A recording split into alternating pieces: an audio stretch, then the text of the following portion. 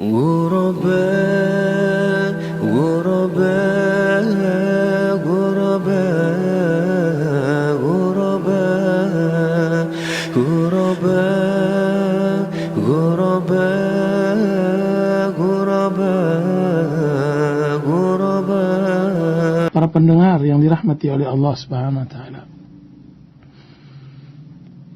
Sebanyak ini kita belajar tentang agama, pendalaman tentang din, maka tentu pelajaran dengan metode kisah adalah salah satu metode yang sangat mudah dipahami dan dicerna oleh kita. Allah Subhanahu wa taala berfirman, "Laqad kana fi qasasihim ibratun liulil albab." Sungguh dalam kisah-kisah mereka menjadi iktibar dan pelajaran bagi orang-orang yang berakal. Sebanyak itu kisah yang kita pelajari dan yang kita pahami, maka tidak ada seindah kisah-kisah yang kita dapatkan dari sejarah sahabat-sahabat Rasulullah sallallahu alaihi wasallam. Sering kita tafakkur, berpikir, apa benar mereka berbuat seperti itu? Apa benar mereka telah melakukan sesuatu yang nyaris di zaman sekarang ini adalah perbuatan hal yang mustahil? Para pendengar yang dirahmati oleh Allah Subhanahu wa taala, kalaulah bukan dinukilkan dengan cara yang benar, sanad yang sahih, niscaya kita telah dustakan sejarah-sejarah sahabat Rasulullah SAW seperti itu. Karena jauhnya dengan kenyataan hidup kita hari-hari. Tapi bagaimanapun, jelas mereka adalah panduan dan uswah kita di dalam hidup. Pada malam hari ini saya akan menurunkan kisah Ulbah bin Zaid radhiyallahu anhu. Nama yang jarang dikenal di dalam sejarah sahabat Rasulullah sallallahu alaihi wasallam. Ulbah bin Zaid adalah salah seorang sahabat Rasulullah SAW dan beliau adalah salah satu potret kedermawanan si fakir. Saya katakan kedermawanan si fakir. Bagaimana si fakir dermawan? Ini hal yang luar biasa. Biasanya kedermawanan datang dari yang kaya. Tapi lihat Ulbah bin Zaid, si fakir yang sangat dermawan. Para pendengar yang dirahmati oleh Allah Subhanahu wa taala, ketika itu musim paceklik sedang melanda kota Madinah. Ekonomi kaum muslimin sedang sulit. Musim panas sedang berada di puncaknya. Angin musim itu juga membawa hawa panas. Debu-debu berterbangan mengotori atap-atap dan halaman rumah penduduk kota Madinah. Kulit serasa diiris, mata perih seperti diteteskan air cuka pada luka. Bagi penduduk Madinah, musim panas seperti itu biasanya mereka lebih memilih istirahat di rumah atau tinggal di kebun mereka sambil memetik kurma muda yang memang kebetulan sedang ranum-ranumnya, karena pohon kurma memang berbuah pada musim panas. Tahun itu bertepatan pula dengan tahun ke-9 Hijrah, 1 bulan sebelum menghadapi puasa bulan Ramadan. Akan tetapi bagi mereka, kalangan sahabat Rasulullah SAW, perkembangan kondisi politik Islam di Madinah sangat luar biasa. Karena dampak dari pengiriman surat-surat Rasulullah SAW kepada semua raja yang dikenal oleh bangsa Arab, tambah menambah panas keadaan. Karena di kalangan sahabat telah tersebar berita akan persiapan bala tentara Romawi sebagai negara yang terbesar dan terkuat kala itu, dengan kerajaan Ghassasinah sebagai negara boneka Romawi di wilayah Syam. Sebagai tindak lanjut dari peperangan di Mu'tah yang sangat terkenal itu, Romawi tidak puas dengan hasil yang mereka peroleh dalam peperangan tersebut. Apalagi ia adalah peperangan pertama Arab melawan kerajaan Romawi. yaitu yang kita kenal dengan peperangan Tabuk. Disinilah kisah Ulbah bin Zaid. Dia diselipkan oleh sejarah di dalam peperangan Tabuk. Peperangan bagi orang Arab melawan pertama kali orang-orang Romawi. Peperangan melawan raksasa kerajaan Dik-Adikdaya pada waktu itu. Tidak biasanya Rasulullah SAW mengabarkan kepada para sahabatnya tentang tujuan mereka pada peperangan kala itu. Karena Rasulullah SAW biasanya menyembunyikan tujuan. Jika seandainya tujuannya ke timur, maka Rasulullah SAW bertanya-tanya kepada sahabatnya tentang barat. Begitu seterusnya. Akan tetapi keberangkatan jihad kali ini sangat jelas, yaitu tujuannya Tabuk. Daerah yang sangat jauh bagi bangsa Arab tatkala itu. Coba lihat apa yang dilakukan oleh orang-orang munafikin. Gelisah, gundah, karena mereka tahu perjalanan sangat jauh. Mereka berkata sesama mereka, seharusnya keberangkatan tidak musim panas ini. Kata mereka begitu. Maka Allah Subhanahu wa taala turunkan ayat kepada mereka, yaitu kata Allah Subhanahu wa taala, la tanfiru fil har. Kata mereka, la tanfiru fil har. Qul naru jahannam asyaddu harra. Mereka berkata, janganlah berperang pada musim panas. Katakanlah, hai Muhammad, sesungguhnya api neraka lebih panas, sekiranya mereka mengetahui. Satu kali Rasulullah SAW menguji salah seorang dari mereka, yaitu orang munafikin. Beliau berkata kepada Jad bin Qais, wahai Jad, ma ra'yuka fi jaladi Banil Asfar. Wahai Jad, bagaimana penurutmu kita berperang melawan Banil Asfar, itu orang-orang Romawi. Apa yang dijawab oleh Jad bin Qais? Ya Rasulullah, idzan li la taftin. Ya Rasulullah, izinkan saya untuk tidak berangkat perang. Dan janganlah jatuhkan aku ke dalam fitnah. Demi Allah, ya Rasulullah, kaumku tahu bahwa tak seorang pun yang mudah terfitnah dengan wanita dariku. Dan aku takut jika seandainya aku melihat wanita Romawi, aku tidak tahan. Aku tidak bisa menahan nafsuku. Beliau pun berpaling dan mengatakan, engkau telah aku izinkan untuk tidak berperang, wahai Jad. Padahal Jad bin Qais hanya beralasan bahwa dia tidak mau berperang tersebut hanya sebatas alasan saja, yaitu takut terfitnah dengan wanita-wanita putih Romawi. Tujuan sebenarnya dia tidak mau berperang pada musim panas tersebut. Maka Allah Subhanahu wa taala turunkan ayat tentang orang-orang semacam Jad bin Qais tersebut adalah yang mengatakan wa minhum may yaqulu dzanli wa la taftinni ala fil fitnati saqatu. Di antara mereka, yaitu orang-orang munafikin, berkata, izinkan aku tidak ikut perang dan jangan jatuhkan aku, wahai Muhammad, ke dalam fitnah. Ketahuilah sesungguhnya karena ucapan mereka itu, mereka telah terjatuh ke dalam fitnah. Para pendengar yang dirahmati oleh Allah Subhanahu wa taala,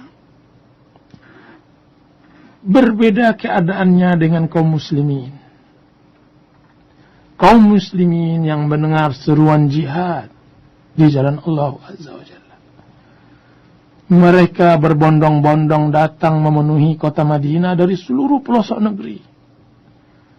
Bagaimana pula tidak mereka berjihad di jalan Allah Azza wa Jalla, sedangkan gerbang surga yang seluasnya luas langit dan bumi akan dibukakan untuk mereka. Wasari'u ila maghfiratin min rabbikum wa jannatin 'arduha as-samawati wal ardh. Bersegeralah kalian kepada pengampunan dari Rabb kalian dan surga yang luasnya seluas langit dan bumi. Dipersiapkan untuk orang yang bertakwa. Bagaimana mereka tidak berangkat jihad? Mereka tahu bahwa jalan yang tersingkat untuk berjihad, maju ke medan perang, kemudian tertusuk, kemudian tercabik badan-badan mereka, kemudian mereka syahid. Ya ayyuhalladzina amanu hal adullukum ala tijaratin tunjikum min adzabin alim. Hai orang-orang yang beriman, maukah aku tunjukkan kalian sebuah perdagangan yang bisa menyelamatkan kalian dari azab yang pedih? Dari azab yang pedih. Bukan dari kesiksaan, kesengsaraan dunia yang kadang-kadang hanya 60 tahun. Sesengsara orang di dunia ini makan juga 1 kali 2 kali dalam sehari.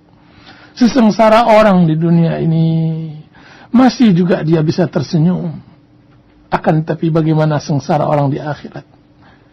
Nah, maukah aku tunjukkan kalian perdagangan yang akan menyelamatkan kalian dari azab yang pedih? Tu'minuna billahi wa rasulih wa tujahiduna fi sabilillah.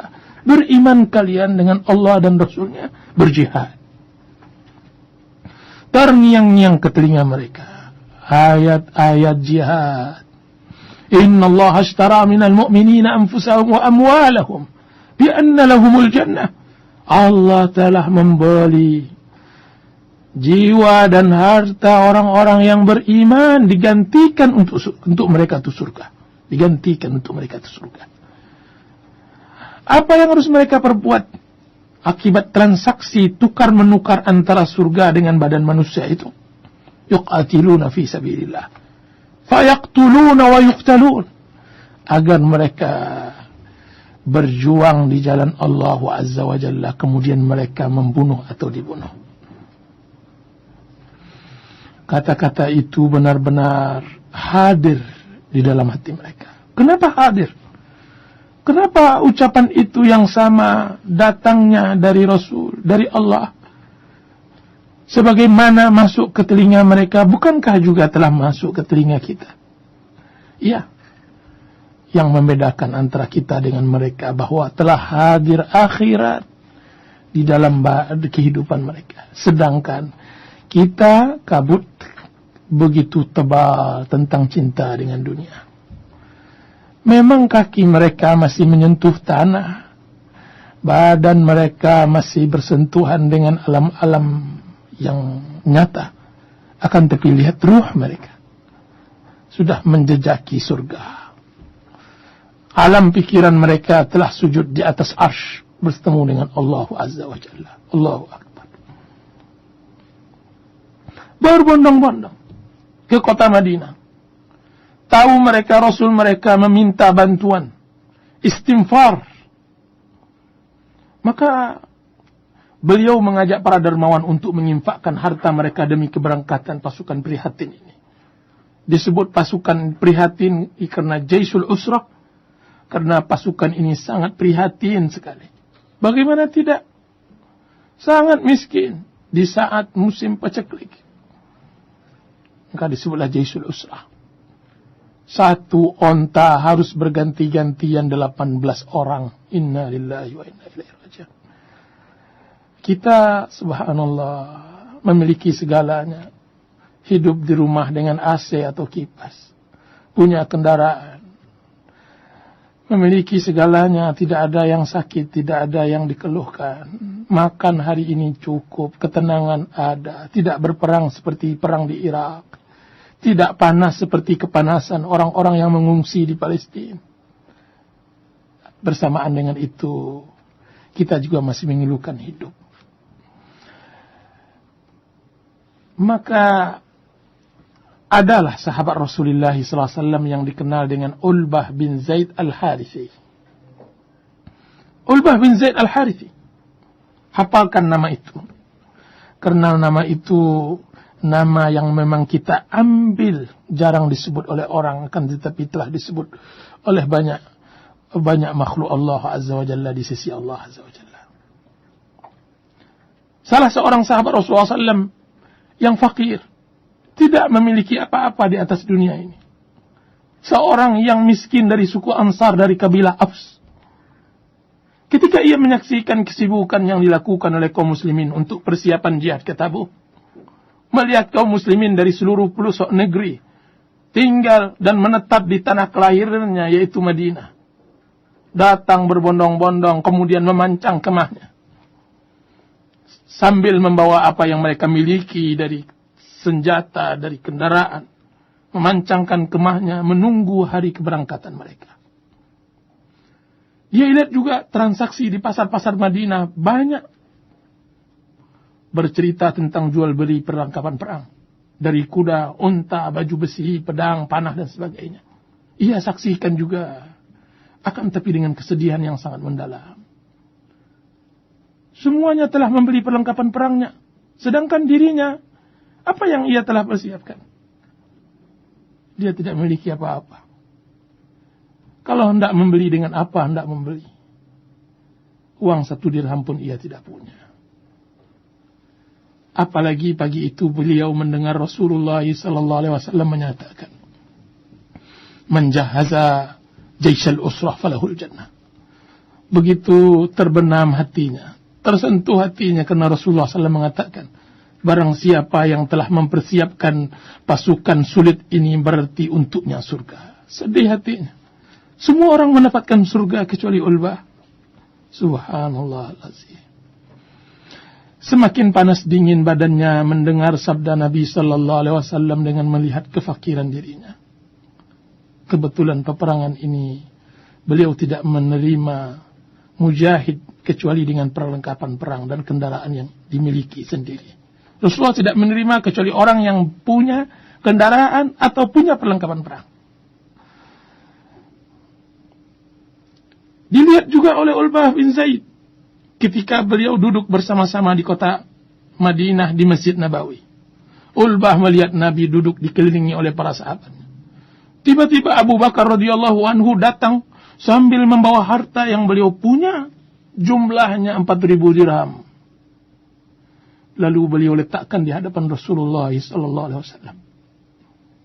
Nabi berkata kepada Abu Bakar, "Ya Abu Bakar, apa yang kau sisakan untuk keluarga? Engkau bawa 4.000 dirham ini, apa yang kau sisakan?" Maka Abu Bakar menjawab, "Aku telah sisakan Allah dan Rasulnya ya Rasulullah. Aku tinggalkan Allah dan Rasulnya di rumahku." Semuanya kiranya telah diinfakkan oleh Abu Bakar radhiyallahu anhu. Semua hartanya. Makanya Rasulullah SAW begitu bangga dengan Abu Bakar. Apa kata Rasulullah SAW selalu mengingatkan hal itu. Ma nafa'ani malun kamali Abi Bakar. Tidak ada harta yang bermanfaat bagiku seperti manfaatnya harta Abu Bakar. Umar pun datang dengan membawa setengah hartanya. Utsman membawa 1.000 dinar dalam pakaiannya. Lalu beliau taburkan di pangkuan Rasulullah SAW. Beliau mengaduk-ngaduknya dan berkata, "Demi Allah, ma dharra Utsman, madza fa'ala ba'da al-yawm." Tidak ada yang membahayakan Utsman apapun ia perbuat setelah hari ini. Tahukah para pendengar yang dirahmati oleh Allah Subhanahu wa taala apa yang telah diperbuat oleh Utsman?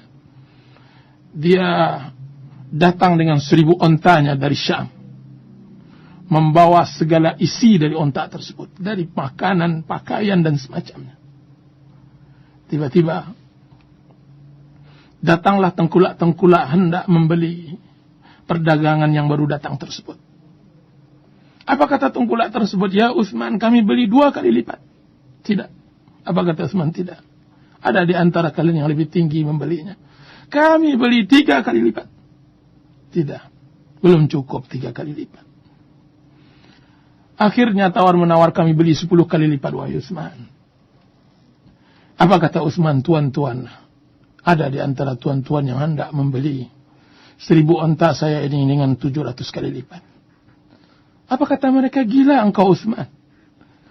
Siapa pula yang pernah menawar 700 kali lipat perdagangan yang engkau bawa ini?"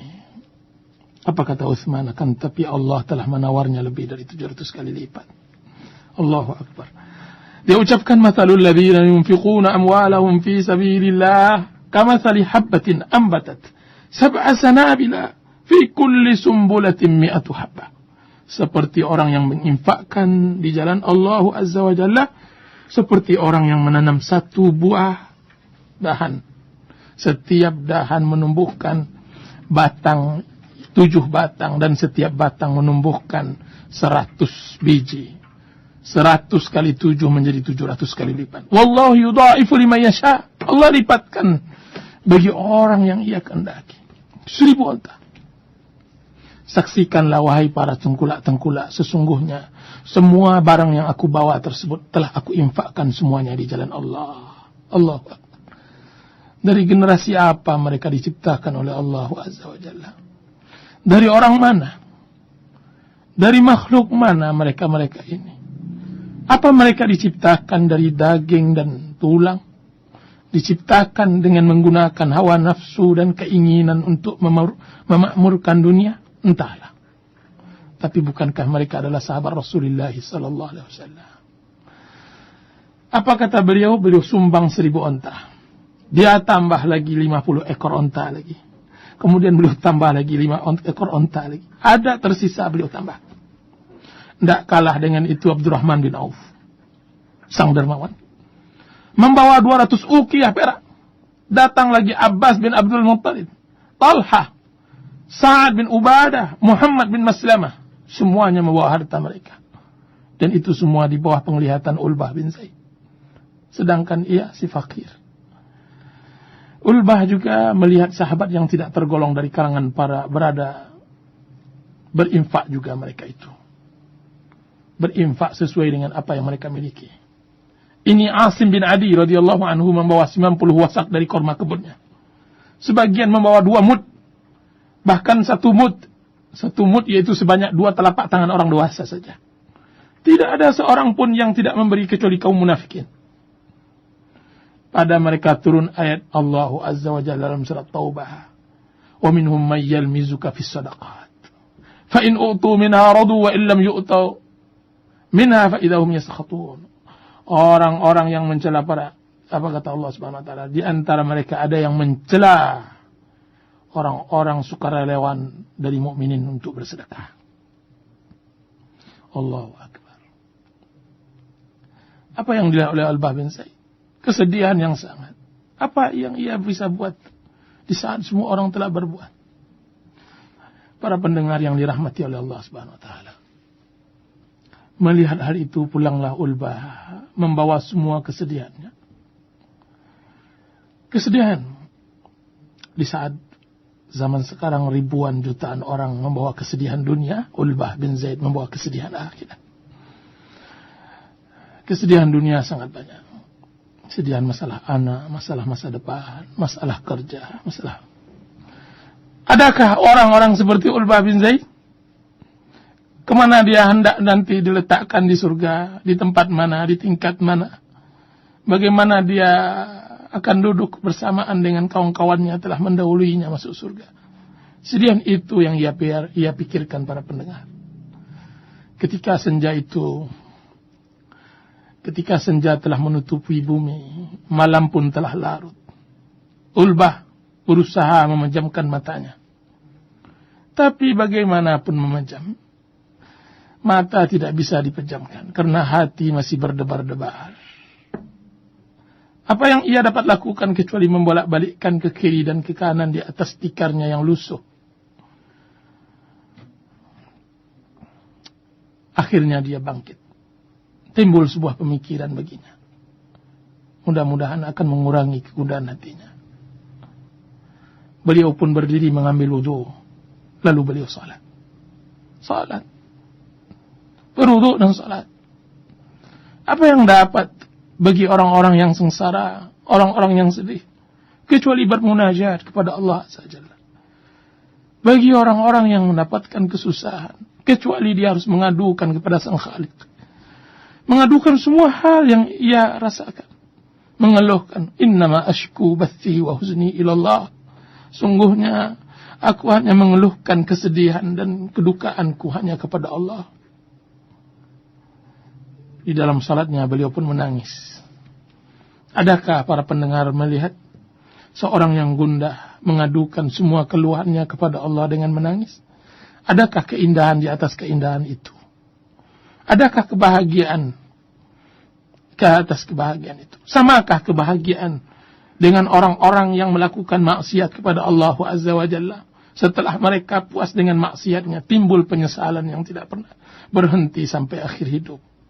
Tidak ada kebahagiaan kecuali di dalam bermunajat kepada Allah Azza wa Jalla. Apa yang terjadi? Ia tumpahkan semua kesedihannya kepada zat yang memiliki isi langit dan bumi. Ia sebutkan kefakirannya, ia sebutkan kepapaannya, ia sebutkan ketidakberdayaannya. Ia sampaikan bahwa tidak ada daya, tidak ada upaya kecuali Allah. Bahwa ini semua tidaklah kesalahannya. Jangan pula hal ini menyebab ia akan bergeser kedudukannya dibandingkan kawan-kawannya yang telah dahulu berinfak dan bersedekah. Janganlah ya Allah. Jika seandainya aku dalam keadaan susah di dunia, jangan engkau jauhkan pula aku dari surga. Jika seandainya hari ini aku tidak bisa berbuat atas nama-Mu, jangan pula engkau jauhkan aku dari rahmat dan redha. Rahmat dan redha-Mu.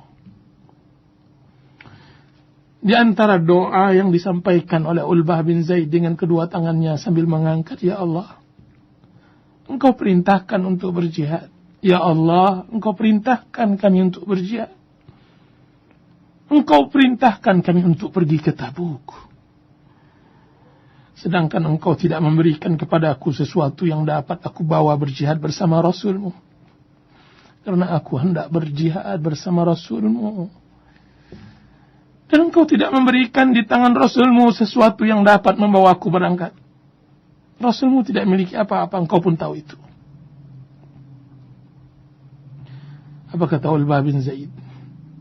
Maka malam ini saksikanlah ya Allah. Para pendengar yang dirahmati Allah, dengarkanlah ucapan Zaid yang ikhlas. Tidak ada yang mendengarnya kecuali Allah. Maka saksikanlah wahai Allah, sesungguhnya aku telah bersedekah kepada setiap muslim dari semua perlakuan zalim mereka terhadap diriku, dari perkara harta atau raga atau kehormatan. Doa itu beliau berulang-ulang dia sampaikan. Ya Allah, jika seandainya aku tidak bisa memberikan sesuatu untuk Rasul-Mu, Engkau tidak bisa, aku tidak bisa memberikan sesuatu kepada Rasul-Mu. Aku telah datang tadi kepada Rasul-Mu dan ditolak oleh Rasul-Mu. Maka ini kehormatanku. Ini kedudukan kehormatanku. Aku telah infakkan semuanya di jalan-Mu. Ini kehormatanku. Jika seandainya ada seorang muslim yang menjatuhkan kehormatanku, yang menghinakan diriku, maka aku telah infakkan itu semua di jalan-Mu, ya Allah. Ya Allah, tidak ada yang dapat aku infakkan sebagaimana yang lainnya telah berinfak.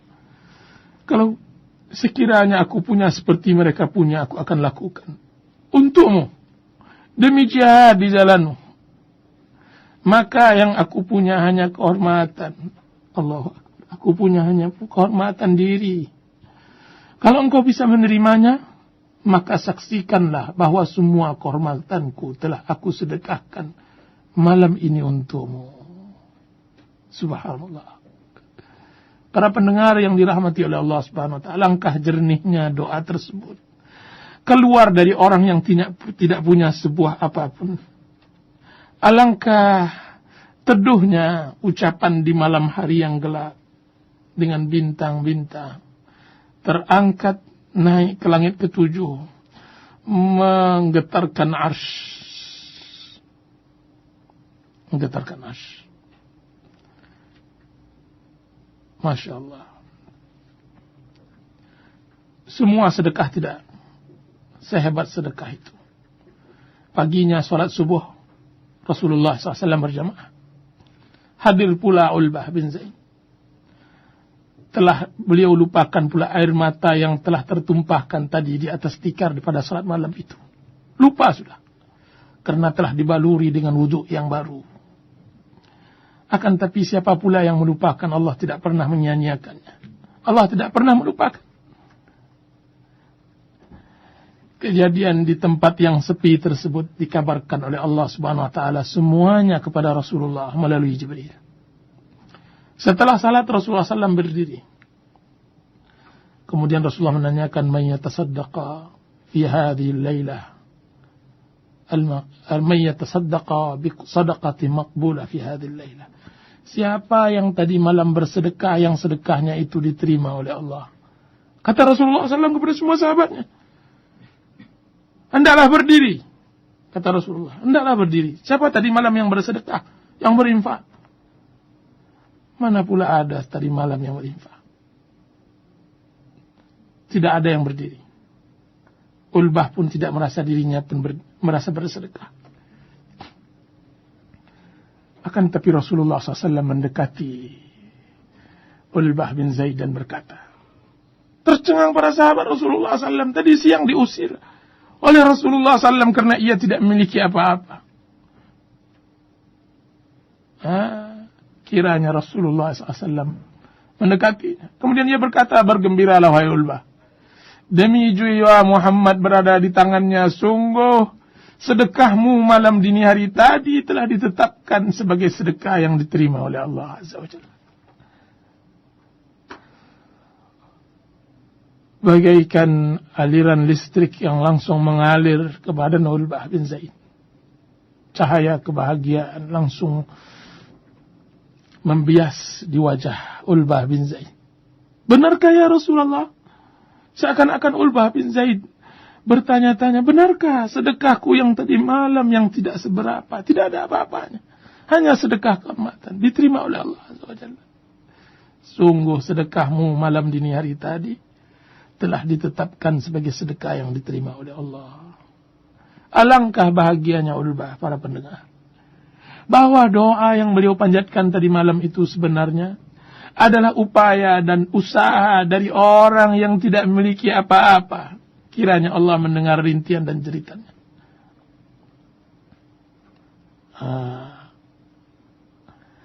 Kiranya mendengar rintiannya.